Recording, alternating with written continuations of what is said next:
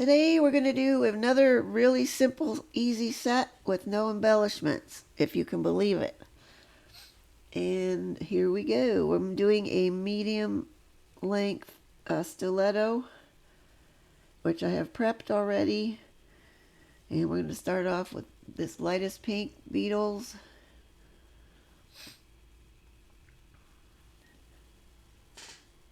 This set took me about an hour and 15 minutes to do, in case anybody's wondering. The second color is the medium pink, also Beetles. And thirdly, we have this one.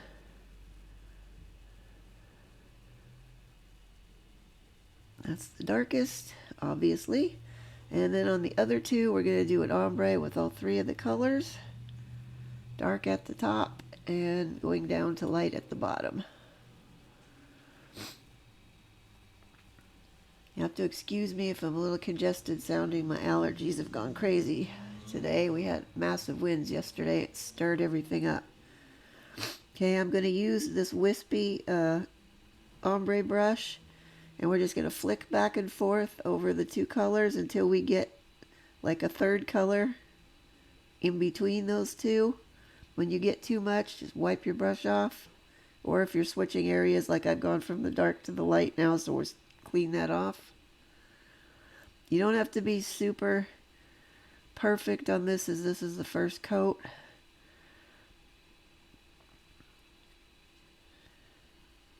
I'm just trying to blend that dark into the middle a little bit better. Okay, I think we're good on that one. And the ring finger is the other one.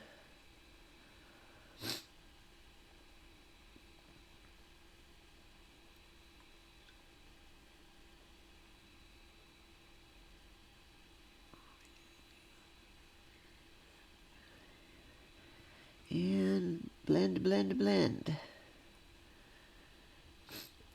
This to me is the easiest way to do an ombre.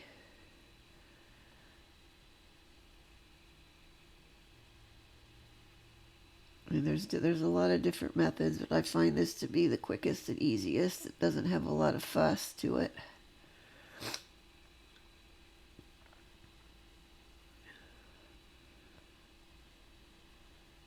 Okay. And we're just about ready to cure as soon as I get whatever that chunky thing is out of there.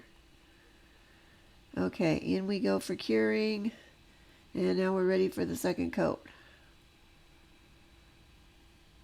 Now obviously I have sped this up.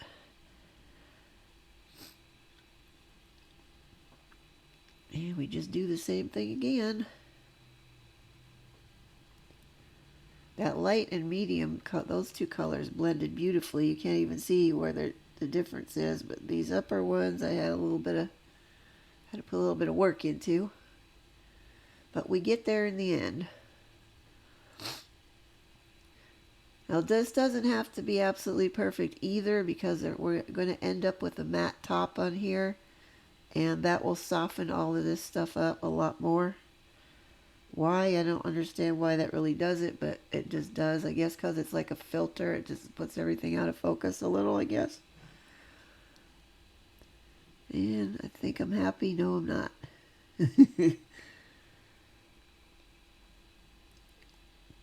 Okay, I think we might be happy with that now. You're going to get these little kind of grooves in there, as you saw. You'll see again on this one. Just let it sit there for a minute, and it will kind of self-level out for the most part. I mean, this might be a little bit, but mostly it'll settle itself down.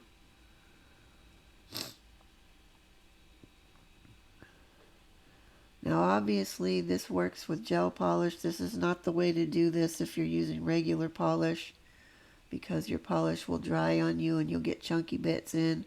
It would just be a mess. So when I was using regular polish doing ombres, I just used a sponge and sponged all three colors on at once, and then kind of moved the sponge slightly up and down as I'm blotting it on there, and it will blend them together.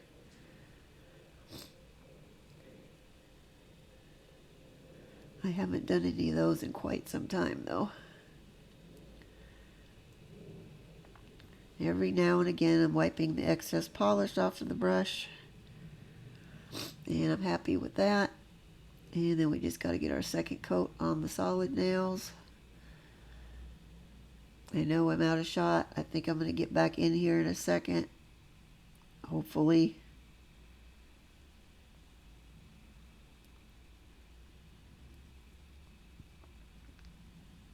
And the other one, or am I done? I must have done that one. Okay, in for curing they go, and then we move on. Next step, foils. Now, I started off with a plan when I started these, which it changed partway through, so I'll talk you through what I was going to do. Okay, we're going to only put the foil glue halfway down the nail, starting at the cuticle edge. Now, the reason I was doing this is because I was going to have a hard line at the end of my foil, and then I was just going to paint that line in with the darkest pink, straight across. But I already have a couple of sets that are very similar to that, so I wanted to do something different. So later that night, as I was thinking about it, getting the foils on was the end of my first day of working on these. So I had the rest of the night to keep thinking about what I was going to do with them the next day, and I switched up what I was going to do. So we're going to start off like I did with, this is the foil we're using. I'm now the foil glue is in there curing now. I cure it for 90 seconds. But this is the foil we're going to use. I'm just going to cut these in little pieces so it's going to be easier to work with. This came from, I'm pretty sure this came from Allie.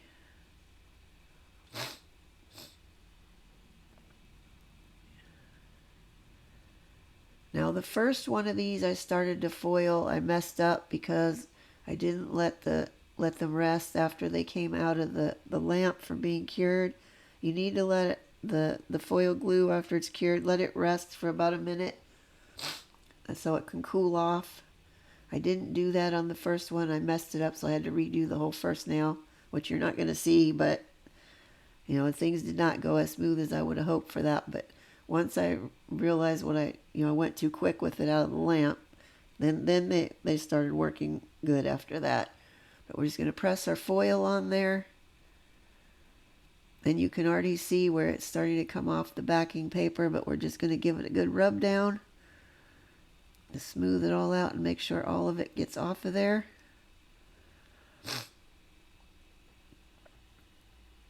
And these nails are smaller than, I sized these out as a medium set, but these stiletto nails are small. They're hard to get a hold of. They seem to be more narrow than the other ones. I don't know. I just have a hard time getting a grip on them when I'm trying to do stuff. And then, of course, around the edges, that's where I seem to have issues getting the foils to stick, is right along the edges. I don't know why, but maybe I'm not getting enough foil glue along there. I don't know, but that's where I generally will have a problem if I'm going to have a problem. And once again, don't yank it off like a Band-Aid just in case it didn't all transfer. Okay, that one came off pretty well. Now, see on the bottom of here, all those little bits on that bottom part? What I ended up doing, what you guys have already seen in the finished set, was just doing a fade up from the bottom color over the foil design a little. So that being the case, I should have just left all these little bits on here, and just because I'm going to fade up over that. But while I was doing this, I still had in my head that I was going to do this, the clean line and paint across. So that's why I'm cleaning all this off. In hindsight, if I had known I was going to do the fade up, I would have put my foils on going farther down the nail so I could fade up from the bottom and then leave a bigger part of the foil showing. So as you can see when I'm done, that not that much of the foil is going to be left showing once I get the fade going. So that's what I would do differently for these. And I'm just using alcohol on a lint-free wipe to get this stuff cleaned off. I think it's stuck probably because I think there was a little tiny bit of a tacky layer on that polish, and I forgot to wipe them down before I did the foil. But we're going to get this cleaned off, and it would have worked for the other design. But once again, we get there in the end, but sometimes it's a longer journey than it needs to be. Okay, and I'm going to show you one more.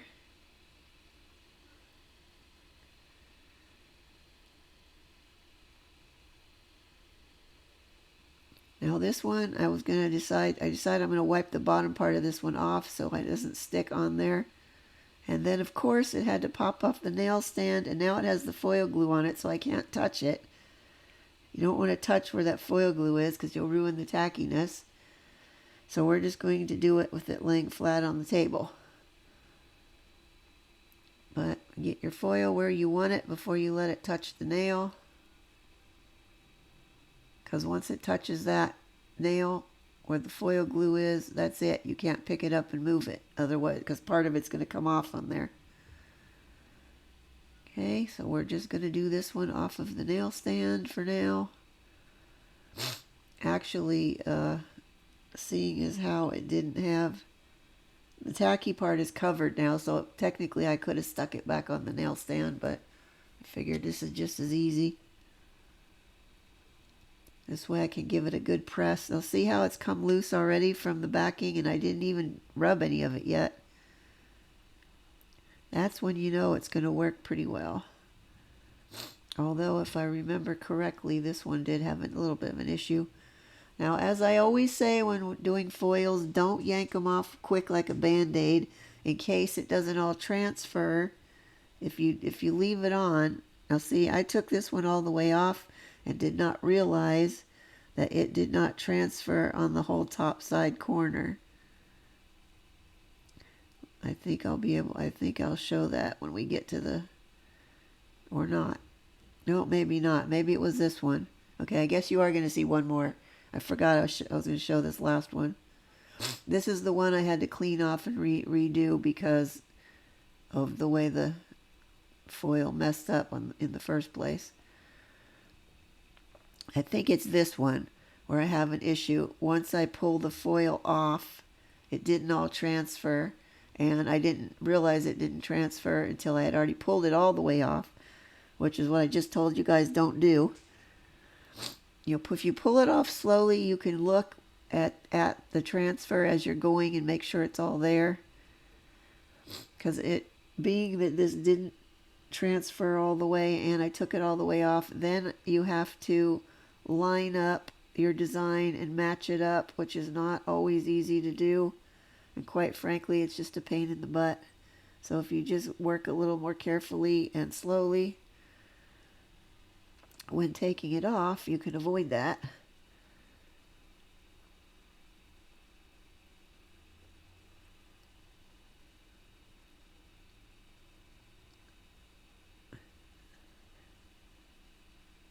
Now, this is where I noticed, oh crap, it didn't get on that corner. Okay, so now what I got to do is try to match this design. Now, this particular design, if it doesn't match exactly, is not going to be as big a deal because it's kind of a, random flower situation.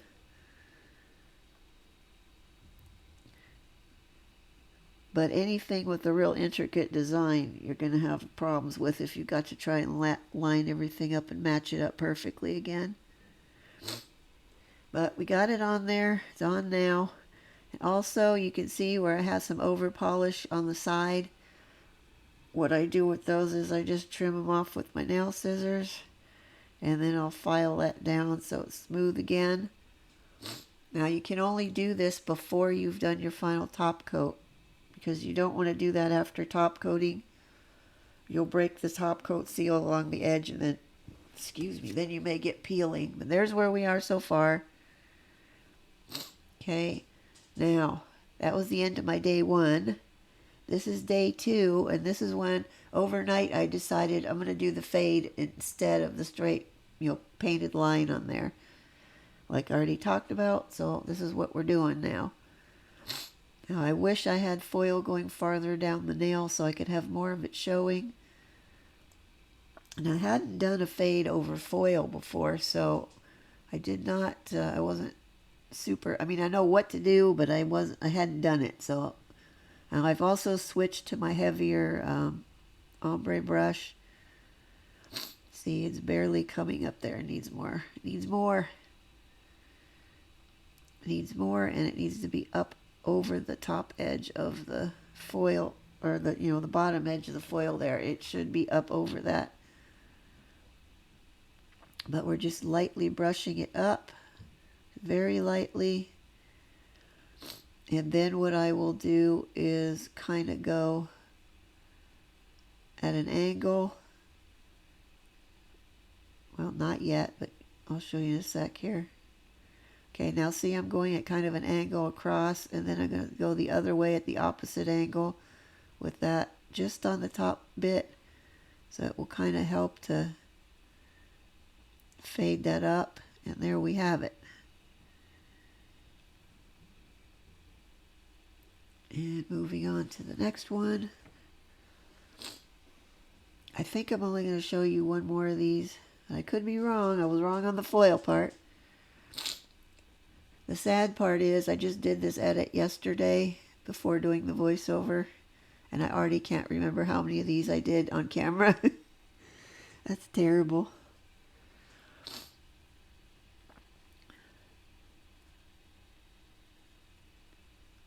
And we're going to do the same thing again.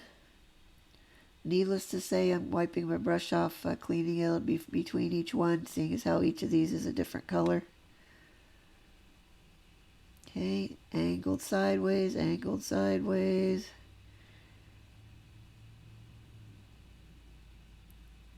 And maybe just a skosh straight up and down. Very, very lightly.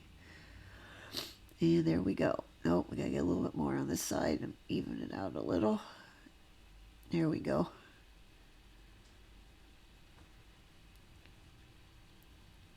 And I did not show the rest, but those are now cured, obviously. And I'm going in now with my tempered top coat. I'm doing regular top coat underneath what's going to be a matte top, because I found that the matte top is not totally waterproof and stuff gets through there. And I found the hard way, just matte topping over stickers or stuff like that, and the water gets through, it gets under your stickers, they bubble up and peel off.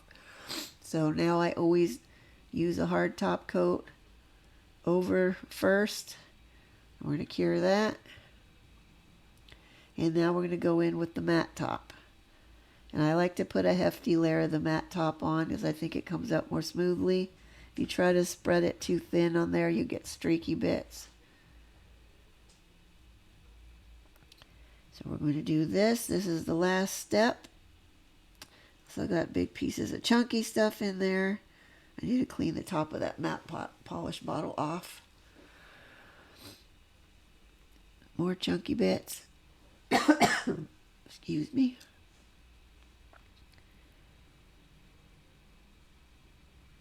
This is where your fade is going to get a lot better. I mean your ombre. Well, the fade too, but the ombre. Once the matte is done, there. See how much better that looks? And that's it. Easy peasy, we're all done. So I hope you like this set. If you do, I'd appreciate it if you gave me a like. And if you want to see more, I upload a new set and tutorial every Saturday. And here we go with the finished set. I will be off next week, but I will keep you guys coming with tutorials. So that's it for now. Bye-bye.